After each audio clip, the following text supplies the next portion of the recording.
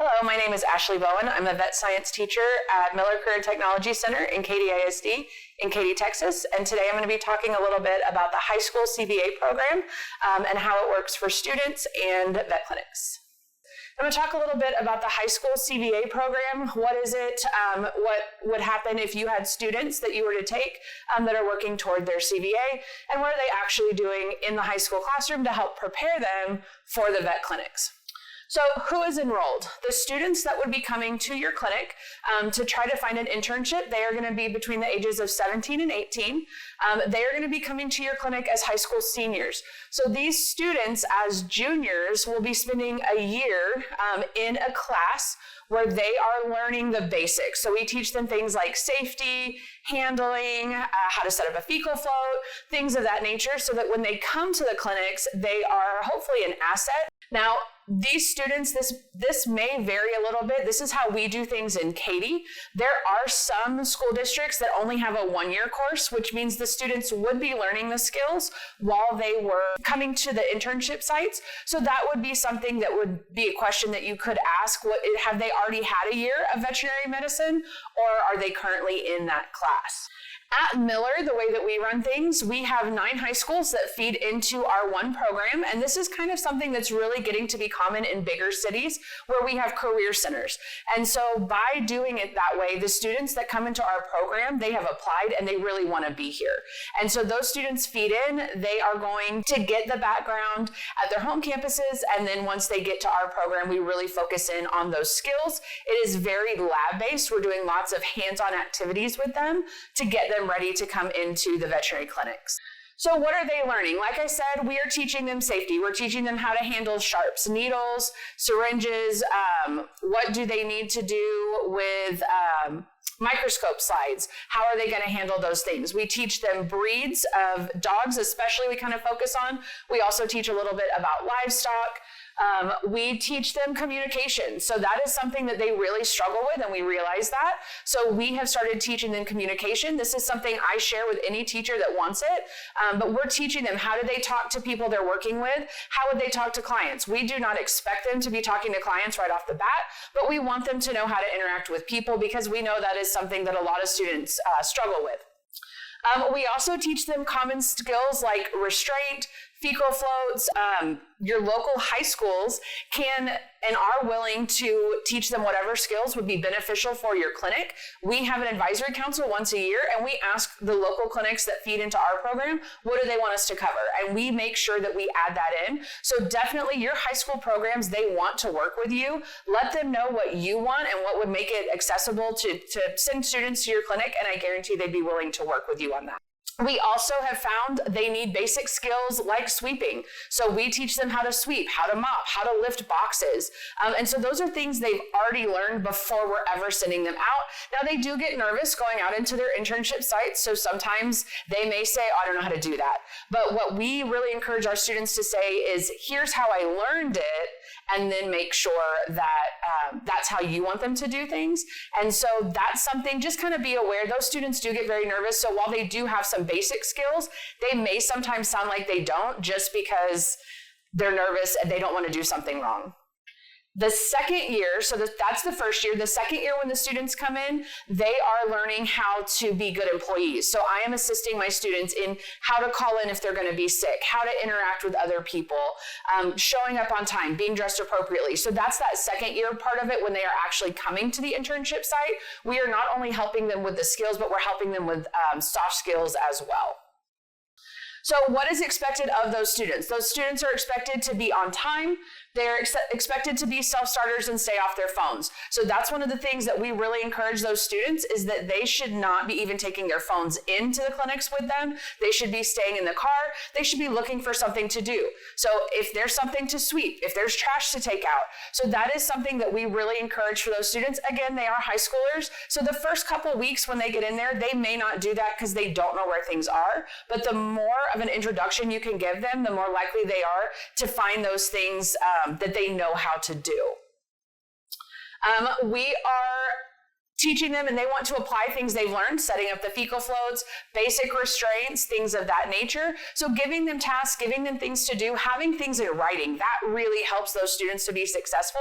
Have a checklist when they come in, start the laundry, sweep the floors, take out the trash. If they have that, that will help them to be more of a self-starter, because they can come in and they know exactly what to do, and they're a lot more confident when they have those things. We do expect them to treat it like a job. So that is something, if you have a student that is not doing what they're supposed to, call that teacher will deal with it, because that's part of what we're doing in class, and send them back. My internship sites, if a student is not doing what they're supposed to, they send me a text message, they send that kid back, and that does affect the kid's grade. A student that gets fired because they're not doing what they're supposed to do will fail the 6 weeks. And so that is something we want everyone to know, is that we are trying to make them as much of an asset as possible.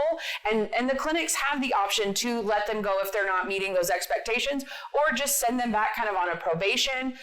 And so that is something that kind of will maybe give a little bit of security to those clinics, that you don't just have to keep those students if they're not meeting that expectation.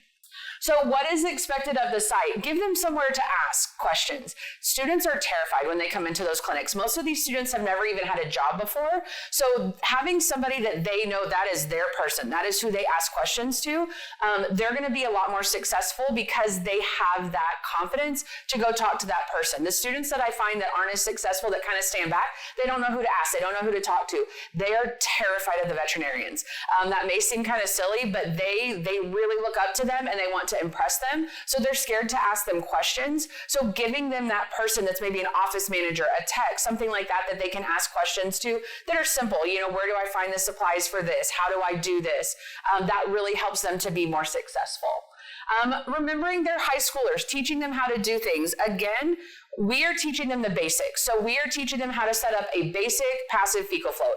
We're not teaching them how to do it with a centrifuge. If you have a specific way you want it done in your clinic, teach them how the clinic wants it done, but they should know, what is a fecal float, what am I doing, and why am I doing it? But please teach them how to do it in those internship sites, in those clinics. And again, if you have something in writing you can give them, having it verbal where they can act it out in addition to seeing it written, that really helps them to be successful. Give them tasks. So again, lists again. So give them tasks to do. Give them some of the easy stuff. Wipe down the baseboards, wipe down the walls, the windows, the light fixtures, when they first come in. I tell my students they have to prove themselves. If they can't be trusted to sweep and mop well, why are they going to get trusted to drop vaccines? So give them some of those small tasks to do first, and that will really help them to build their confidence, and then maybe work on to those other tasks. There is a CVA application and checklist that will have to be completed. And so that is something that you would need to complete. For my program, it's completed by March. So my students start their internships in September, and then they have to be done with their application and checklist by March, because then we test in May, and that gives us enough time to get all the paperwork submitted and get ready for the test. There's also probably going to be an every 6 weeks evaluation that you'll do on your student that does count as a major grade. So grade them honestly, so that teacher knows. Don't just give them 100 because you're trying to be nice. That teacher thinks everything's great if you're just giving them a 100 all the time.